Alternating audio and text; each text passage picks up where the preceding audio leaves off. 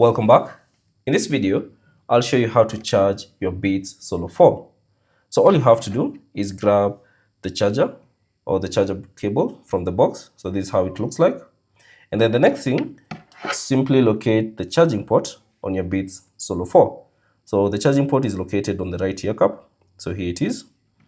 And then all you have to do is grab the charger cable and connect one end to the headphones or to the charging port on your headphones. So let's just do that. So here's one end, connect it. And then once it's connected, you can now connect the other end into a power source if you have a power source like that supports Type-C. Or if you don't have a power source, you can simply connect into a charger brick that supports Type-C.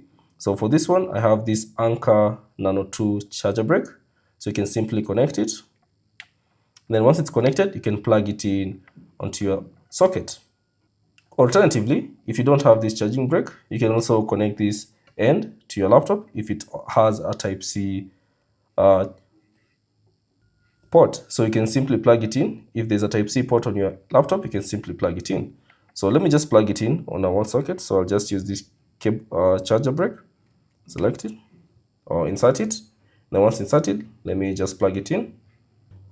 Now once it's plugged it in on the outlet, you can now see your headphones blinking, or you can see a red light indicating that the headphones are charging.